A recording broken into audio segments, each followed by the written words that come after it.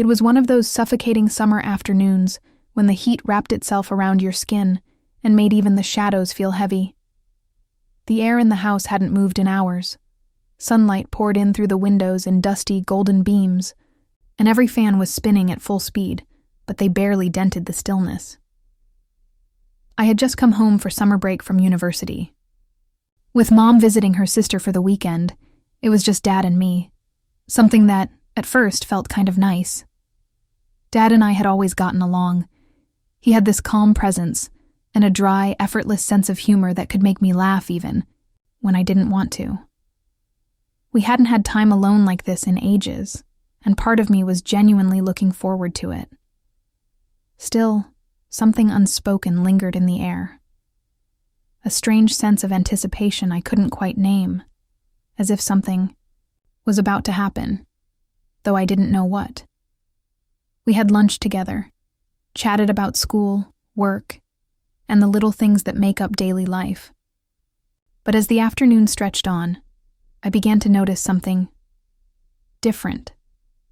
Dad was being more playful than usual, not inappropriate, at least not at first, but oddly relaxed, more talkative, almost giddy in a way that didn't quite feel like him.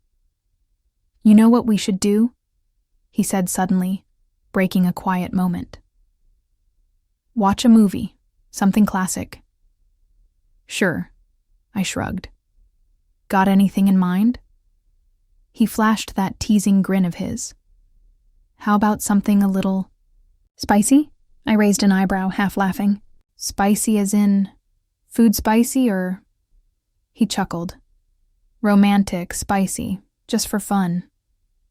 I figured he was joking. I went along with it. Why not? We settled on some old romantic drama, one of those slow-burning types, full of intense eye contact, unresolved feelings, and heavy silences. At first, I was drawn into the film, but then I began noticing it, the way Dad kept glancing at me during the more intimate scenes, not staring exactly, but definitely watching. And it wasn't a joke anymore. My heart thudded harder in my chest. I told myself I was imagining things. I tried to focus on the movie, to breathe, to relax, but the awareness between us only thickened. I could feel the space between us on the couch like it was buzzing. Every small movement he made felt exaggerated, and I couldn't shake the feeling that something had shifted. Then, a knock came at the door. Both of us jolted. Dad looked at me, his expression unreadable for a second, and then he gestured lightly. "Stay there. I'll check." Curious, I moved to the front window and peeked. Out, relief rushed over me. It was just Mrs. Thompson from across the street, holding a basket of what looked like cookies. I opened the door, eager for a break in the tension. "Hi, sweetie," she greeted brightly. "Baked too many cookies again. Thought I'd bring some over." "That's so sweet of you," I said with a genuine smile. Dad appeared behind me, voice overly cheerful. "Thompson, you always know just what we need." We made small talk for a few minutes before she left. And just like that, the odd spell seemed to break, but not fully. Dad returned to the couch, sitting more casually now, but his eyes followed me. I didn't look directly at him. "Emma," he said quietly, "do you ever wonder what it would be like if it were just us?" I turned to him slowly. "What do you mean?" He hesitated, searching my face. "If your mom wasn't here, just you and me." A knot twisted in my stomach. "That's a weird question." "I know," he said quickly, voice tense now. "I know it sounds wrong, but I don't know. I've been feeling things I probably shouldn't." I couldn't speak. Part of me wanted to run, to scream, but another part, the one that had noticed the glances, that felt the heat in the air, just froze. Before I could answer, my phone buzzed. A message from Mom. "Hey, change of plans. Heading back early. Be home in a few hours. I showed it to Dad. His expression changed immediately. The tension in his jaw disappeared. He stood quickly. We need to just act normal, he said, avoiding my eyes. Okay, I murmured, still feeling paralyzed. The moment vanished. But it wasn't gone. It hung there in the air between us like a ghost, silent and watching. When Mom walked through the door later that afternoon, smiling and full of stories from her trip, everything looked the same, but nothing felt the same. So, what did you two do while I was gone? Mom asked casually, flipping through the mail like she hadn't just stepped back into a storm she couldn't see. Just watched a movie, Dad replied, too calm. Yeah, I added quickly with a nervous little laugh. Something dramatic. She smiled, satisfied with the answer, and moved on, completely unaware of the crackling silence she'd walked right through. But I felt it, and I knew he did too. That night, as I lay on my back staring up at the ceiling, my thoughts refused to settle. They spun around one moment, his words, his eyes, the way my own breath had hitched in my throat. Something had changed, and I didn't know if we could ever go back to what we were before. The next few days passed in a strange, hazy rhythm, like the world had resumed its usual shape, but someone had shifted the gravity. Everything looked the same, but nothing felt it. The summer heat pressed against the windows, thick and unmoving, just like the silence between Dad and me. We didn't talk about that moment, not even indirectly, but it was always there, in the way he stepped out of the room a second too early, in the glances that flickered and vanished before they could settle, in the way my chest tightened every time we crossed paths in the hallway. The house felt wired with invisible tripwires. One wrong word, one accidental moment of eye contact, and everything could collapse. Mom didn't notice. She went back to being her usual self, chatty, warm, humming while she cooked, asking about my classes, making plans for weekend dinners. I answered when I was supposed to, smiled, laughed. It felt like acting in a play I hadn't agreed to audition for. A few nights later, all three of us sat in the living room watching a sitcom. The TV filled the room with canned laughter, but only one of us was laughing. I curled into the far end of the couch. Dad sat on the other side, silent, nursing his water like it was something stronger. During a quiet moment between scenes, I felt it. His gaze. I looked over. Our eyes met. Just for a second. But it was enough. There was something in his expression I couldn't name. Something like longing. Something like regret. Maybe both. My breath caught. I turned away quickly, pretending to be absorbed in the television. But I couldn't unfeel it. That moment wasn't a hallucination. It had happened. Later that night, long after Mom had gone to bed, I wandered into the living room again. The air was cooler now, and I hoped it might help untangle my thoughts. But he was still there, Dad, sitting in the same spot, half a glass of whiskey in his hand, staring at nothing. "Oh," I said, pausing in the doorway. Didn't think anyone was still up. He looked over, slightly startled. "Hey, yeah, couldn't sleep." I hovered there for a second before stepping in and sinking into the armchair across from him. We sat in silence, the room humming quietly around us. Then he spoke. "Emma, about the other day." My throat went dry. "Yeah," I said, just above a whisper. "I've been thinking about it." He stared into his drink. "It was a mistake. I shouldn't have said anything." "Was it?" I asked, surprising even myself. "I mean, it felt different." He looked up again. Really looked. It did. he admitted. Didn't it? The air shifted, like a quiet storm building, under the surface, waiting to break. There were 1,000 questions clawing at my chest, but none made it past my lips. Then, mercifully, my phone buzzed on the coffee table. I jumped at the sound and grabbed it, both relieved and resentful. A message from a friend. "Want to come hang out for a bit?" I stared at it. Part of me wanted to stay, to see what came next. But another part, the part that still understood lines that shouldn't be crossed, knew I needed to breathe. "I think I'm going to head out," I said, standing, "just for a little while." He nodded slowly, unreadable. "Okay. Be safe." I left the house with my heart pounding, unsure whether I was escaping something or leaving something unresolved behind.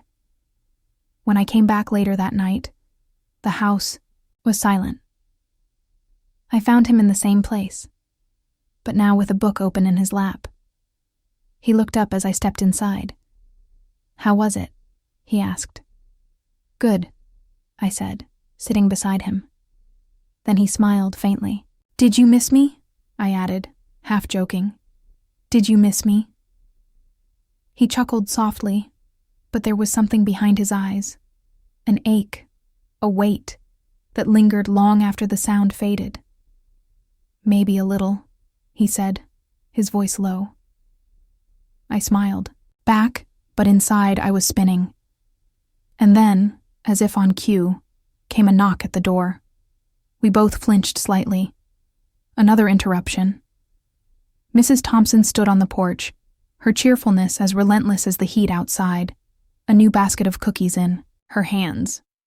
"Hope I'm not disturbing," she chirped. Dad stood quickly, greeting her with a charm that felt just a little too polished. I watched his eyes flick between her and me, something unspoken floating there in the silence. When she left, the door clicked shut behind her like the end of an illusion. I turned to him, heart hammering. "What were we talking about before?" He hesitated. I don't know if we should talk about it." "Why not?" My voice dropped to a whisper. "It's already out there." He ran a hand through his hair, looking everywhere but at me. "Okay. But whatever we say, it stays between us. I promise," I said without even thinking. He searched my face. "I feel something between us, Emma. I don't know what it is, but I can't ignore it anymore. I don't know what surprised me more, his honesty or my own reaction." "I feel it too," I whispered. He reached for my hand. The moment our fingers touched, something inside me sparked. Hot, wrong, terrifying, but real. The days that followed felt like walking a tightrope with no net. We had crossed a line, softly, quietly, but it was still a line. We never brought it up again, not directly. Instead, we became experts in the art of pretending. At breakfast, we passed the syrup and talked about laundry. When Mom was around, we complimented her dinners, laughed at her stories. On the outside, we were just a normal family again. But underneath, something deeper stirred, something unsaid, something dangerous. One night, I sat in my room scrolling, aimlessly through my phone when I heard laughter drifting up from downstairs. I peeked out, and there they were, my parents, talking at the table like nothing in the world had changed. But to me, it felt like a carefully rehearsed performance. Then Mom called out, "Emma, come join us." I hesitated, then forced a smile, and went downstairs. We played a board game, something old and familiar. Mom laughed easily, sipping wine. Dad was animated, maybe even more than usual. Every time our hands brushed while reaching for a piece or a card, I felt it again. That electricity, that spark. He looked at me like he remembered everything we had said, and everything we hadn't. Later that night, after Mom had gone to bed, I slipped back into the living room, hoping to clear my head. He was there again, seated on the couch, nursing another glass of whiskey. He looked up. "Can't sleep?" I shook my head. "You?" "Same." I sat on the far side of the couch, legs tucked under me. The silence between us wasn't awkward anymore. It was heavy, but familiar. "You've been different lately," I said. My voice was quiet, careful. He was still for a moment. Then, "So have you." We didn't need to explain. We both knew what we meant. "I wish things were simpler," I said, almost to myself. "I do too," he exhaled, the kind of breath that carries weight. "But the truth is, I can't stop thinking about that night. What we said, what we felt." I swallowed hard. "Me neither." He set his glass down and leaned forward just slightly, eyes locked onto mine. "Do you ever wonder what would happen if we didn't stop?" My heart pounded. I couldn't find words. The idea was terrifying. It was also intoxicating. Then my phone buzzed on the coffee table. I reached for it, grateful, and disappointed all at once. Be there in 10. Couldn't wait any longer. "Aunt Julia." I blinked at the message, confused. Aunt Julia? She was supposed to be staying the weekend, hours away with Mom. Why was she coming back? I showed the text to Dad, his face drained of color. "Why is she coming now?" he asked, almost to himself. "I don't know," I said quietly.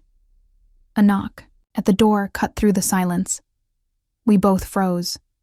Through the glass panel, we saw her, Aunt Julia, dragging a suitcase and smiling like nothing in the world was wrong. "Surprise!" she called out cheerfully. I couldn't wait to see. "You guys," Dad muttered under his breath. "This can't be happening." We opened the door and let her in. She hugged us both, radiating excitement, then launched into a breathless monologue about how the weather had ruined her plans, how she missed Mom, and how she just had to come early. All I could think was, we're trapped. She moved through the house like she owned it, dropping her bags in the guest room, talking about her new skincare routine, her cat's latest antics, her awful boss. Dad and I tried to keep our faces neutral, tried not to look at each other too long, but the charge between us hadn't disappeared. It was still there, just buried now, muffled under Aunt Julia's constant chatter and bright, oblivious energy. Later that night, after she'd finally gone to bed, Dad found me in the hallway. "We need to be careful," he whispered. "I know," I said. "But we can't just pretend it's not happening. We can't act like it doesn't exist." He looked at me for a long time, and in his eyes, I saw the truth I hadn't wanted to name. We were in deep. This wasn't just confusion or tension. It was real. "What do we do?" I asked. He took a slow breath. "We take it slow. We stay quiet. And we figure it out. Together." Then, from behind the guest room door, we heard Aunt Julia's voice. "You two still up?"